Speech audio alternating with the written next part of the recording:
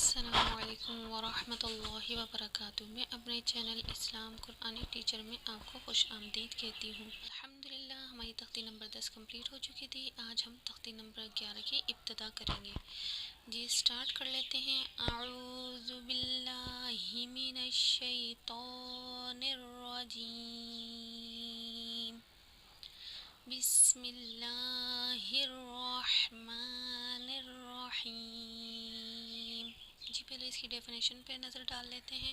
ساکن یا تنوین کے بعد اکفا کے 15 حرفوں میں سے کوئی بھی حرف آ جائے تو وہاں پہ ہم اکفا یا غنہ کر کے پڑھتے ہیں۔ حمزہ نون زبر ان، تا زبر تا، انتا، حمزہ ہا زیر ای، دال زیر دی، ای دی، با عین زبر با، دال پیش دو، با دو، با تو زبر باتو، شین زبر شا، باتو شا، سین عین زبر سا، یا زبر یا، سا یا، کاف نون پیش کن، تا پیش تو، کن تو، لام سین زبر لس، تا زبر تا، لس تا، قوف رو پیش قر، حمزہ کھڑا زبر آ، قر آ، نون دو پیش نن، قرآن، بارو زبر بر، دال دو زبر دن،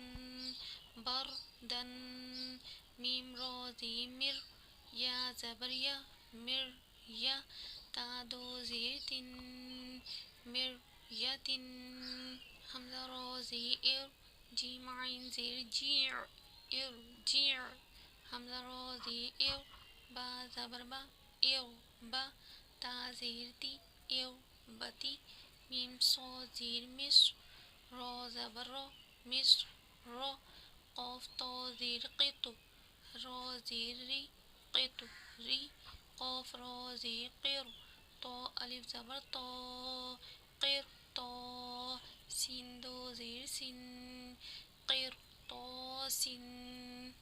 اس کا رواں پڑھ لیتے ہیں۔ انت، اہد، بعد، بطش، سعد، کنت، لست، قرآن، بردا، مریہ، ارجع، اربہ، مصر، قطر، قرطاس۔ آپ کو اکفا لکھ کر سمجھانے کی کوشش کری ہے، انشاءاللہ آپ کو سمجھ میں آئے گا۔ اکفا، اکفا کا میننگ ہے چھپانا، یعنی کہ ہم ناک میں جو آواز چھپاتے ہیں غنّے کی، اسے اکفا کہتے ہیں۔ اکفا کی میننگ ہے چھپانا۔ حرف اکفا 15 ہیں۔ با، تا، ثا، جیم، دال، ذال، زا، سین، شین، صاد، ضاد، طا، ظا، قاف، کاف۔ یہ آپ یاد کر لیجیے گا، مشکل نہیں ہے، جب آپ یاد کریں گے تو انشاءاللہ بہت آسان ہو جائے گا۔ نون ساکن یا تنوین کے بعد اکفا میں سے کوئی بھی حرف آ جائے تو وہاں پر اکفا یا غنہ کر کے پڑھیں گے۔ نون ساکن یا تنوین کے بعد حرف اکفا میں سے، یہ دیکھیں یہ حرف اکفا کہلاتے ہیں، یہ 15 ہیں، حرف اکفا 15 ہیں۔ نون ساکن یا تنوین کے بعد حرف اکفا میں سے کوئی بھی حرف آ جائے، یعنی کہ ان 15 حرفوں میں سے کوئی بھی حرف آ جائے تو وہاں پر ہم اکفا یا غنہ کر کے پڑھتے ہیں۔ جیسے شرع، یہ ہم نے جو پڑھا ہے اسے اکفا کہتے ہیں۔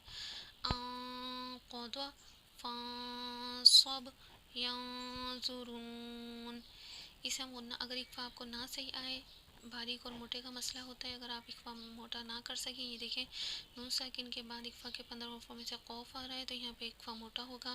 نون ساکن کے بعد اکفا کے 15 حرفوں میں سے شین آ رہا ہے تو یہاں پہ اکفا باریک ہوگا۔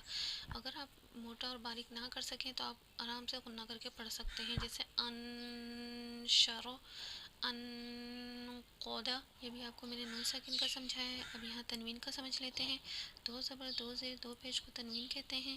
تنوین کے بعد اگر اکفا کے 15 حرفوں میں سے کوئی بھی حرف آ جائے تو وہاں پہ اکفا کا قاعدہ ہوتا ہے۔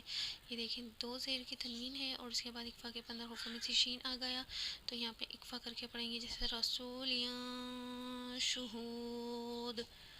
اور اگر آپ غنہ کریں گے تو آپ ایسے پڑھیں گے رسول شہود۔ یہ اقفا کا قاعدہ ہے، آپ اچھے سے سمجھ لیجئے گا اسے، تو ہمارے آگے پڑھنے میں انشاءاللہ آسانی ہوگی۔ اپنا رکھیے گا خیال، دعاؤں میں رکھیے گا یاد۔ اللہ حافظ۔